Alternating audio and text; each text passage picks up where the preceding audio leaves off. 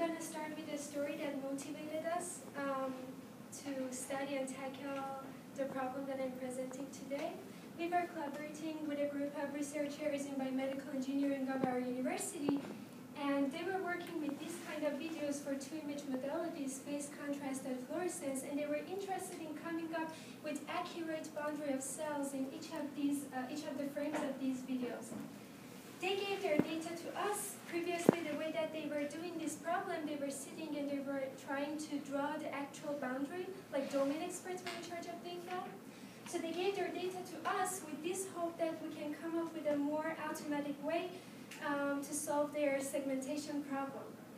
And we started with the state-of-the-art level set algorithms, which are freely available and widely used methods to automate finding accurate boundary of different structures in biomedical images and videos.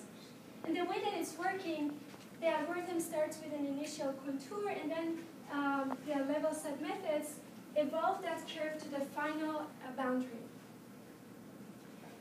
After doing literature survey, we found a tool called crowdsourced, which is published in MICCAI'14. The way that it's working, it can support 6 different level set methods, and it can pair them with different initial contours. The things that they're supporting is rectangle and circle, and also hand-drawn boundary.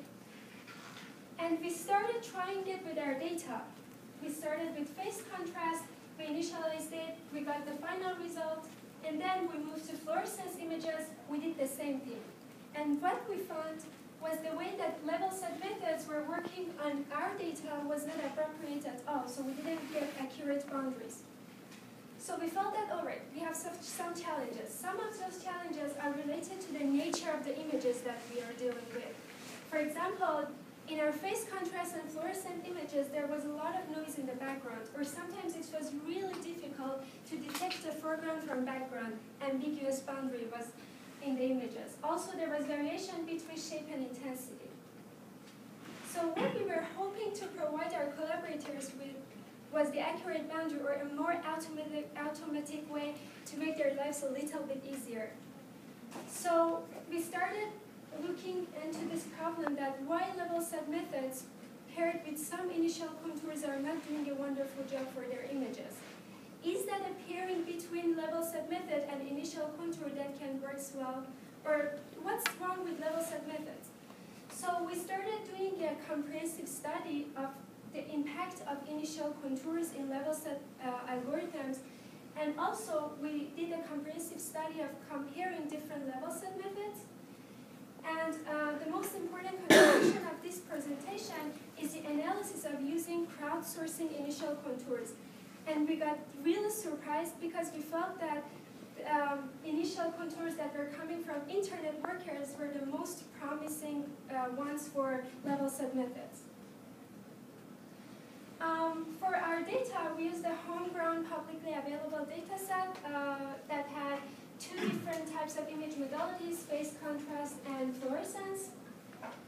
Study number 1, we started to see whether different initial contours can impact the performance of level set algorithms. So based on the suggestion of the literature, we used 4 different basic shapes: rectangle, ellipse, circle, and triangle, and we used it to initialize the level set algorithm. We used them in 3 different sizes: big, small, average. And we paired them each time, one shape with one size with one of these 6 level set algorithms: geodesic, Shanwei's, Langton, Lishi, and Bergman. For comparison, we used a traditional way of comparison with gold standard, and we used the Jaccard index.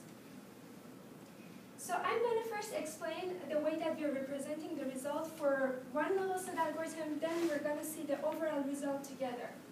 So for each level set algorithm, I'm going to show one image, which on the left you can see the phase contrast result, or result for phase contrast images, on the right for fluorescence images. Y-axis is the Jaccard index, and each bar is representing one initial contour. The first 4 colors is for rectangle, ellipse, circle, and triangle. And the reason why you see 3 for each of them is because we used 3 different sizes for each initial basic shape. All right. So this is the result for all 6 different level set algorithms that we have. And if you look at, for example, just phase contrast images, you can see that initial shapes didn't do a good job for level set algorithms. So for phase contrast images, we didn't get a good result when we paired level set methods with basic shapes. However, for fluorescence images, the result was better. And for example, in one case, which was Bernard, we got wonderful result when we paired Bernard level set algorithm with basic shapes. So what we got, all right, now we can get back to our collaborators and tell them for fluorescence images, you don't need to do any effort anymore. You can just use Bernard level set method and pair it with one of these basic shapes and get great results. However, for phase contrast images, we still don't have a way. That's why we kept searching. So in our second study, we was using the same 6 level set algorithms. In this time, we paired the level set algorithms with the best possible state, which is the gold standard segmentation mask. The reason why we did that, we wanted to see, is level set method a great application, a great framework for our specific application, or we're just using a wonderful tool but for a wrong application. So for example, in this case, if we start with gold standard initial contour, a perfect tool shouldn't move the initial contour, shouldn't evolve it to another place because it's already on the actual contour. However, if we're using an imperfect tool, the contour is going to evolve to different sides and it's going to get far from the actual boundary. After using this, you have to look at the purple bar, which is showing the gold standard result. So as you can see, for phase contrast images, for example, for 2 cases, Langton and Shi, the result is great, and it's something close to highest Jaggard index. For fluorescence images also, it didn't get anything worse. Like, for example, as you can see, in Shi and Bernard, for fluorescent, the result is pretty great. And for phase contrast, Langton and Shi did a wonderful job. So we already had a tool for fluorescent images. For phase contrast images, now we found that Langton and Shi are going to do a great job. However, we still don't have the way to initialize it correctly. And that's why we hypothesized that if we use an initial contour that more closely hugs the actual boundary of the object, probably the result of the level set method are going to be improved. And that's why we used Amazon Mechanical Turk, which is a crowdsourcing platform. You can sign up in this website both as a requester and as a worker. We did it as a requester and we posted our jobs, which was we connected labeling and online annotation tool to Mechanical Turk. And each time we were posting the image of one cell and we were asking workers to come to our system. And after reviewing instruction, which contained some good label objects as example and bad object labels and all these things, then they were supposed to see the part B of this image, which was the actual task. They were supposed to draw the boundary of the object and submit their task. So we were giving them 2 cents for compensation upon completion of the task. 32 hours and 35 minutes was the time that we spent to gather 5 different annotations per image. And the reason why we gathered 5, because we fused them for quality control. 40 unique workers completed all of our drawing tasks, which was 271 image 5 times. And the average time for each worker was 46 seconds for drawing the cells. And now you have to look at the blue bar of each chart. As you can see, for phase contrast images, the result of the crowdsourced initial contour is wonderful. It's even close to the gold standard. So this is for phase contrast, and also for fluorescence images, it's doing a wonderful job. Again, it's not getting anything, it's not making anything worse. So we already had 2 for fluorescence. For phase contrast, finally we have something to get back to our collaborators. We know that Langton and Shi paired with crowdsourced initial contour can do a wonderful job. Besides that, we did another additional study, and we gathered all the results. These 5 results are coming from internet workers, and we got so surprised that they did a wonderful job in annotating the cells. And the work that they did was even comparable with our gold standard, which was coming from domain experts, our collaborators, PhD students.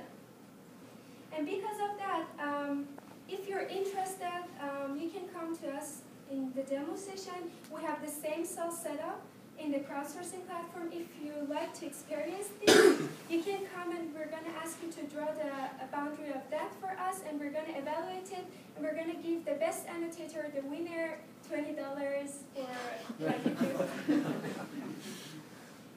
And all right, I'm going to wrap up. So our problem was we didn't have a wonderful tool to automate finding boundary of cells in our data set. We found the tool called crowdsourced. However, the person should sit and draw the initial contour and wait for a couple of seconds or minutes until the first or initial contour evolves to the final boundary. And sometimes, like here, the result is really bad, so the person should redo the whole process, initialize it with another initial contour. We, instead of using this procedure, we developed and wrote a system that with just one click, you can get a bunch of images from one folder, and you can run all different pairing of initial contours and level set algorithms on that, and got all the results with just one click. And we're giving all the code in this website. Also, if you're interested to try crowdsourcing, and if you're curious to see how crowdsourcing is going to do on your data, we now have the expertise to try crowdsourcing on different kind of image modalities. So I'm going to be more than happy. If you like, you can come and talk to us, and we're going to be more than happy to try crowdsourcing on your data. Also, if you are interested to try it yourself, there is a tutorial about, crowdsourcing and some instructions there. It's not going to take more than a day. It's pretty easy to set up based on the instructions that we're giving in our website. And you can just try it on your data. Finally, I want to thank NSF Grant, and I'm really happy to take any questions.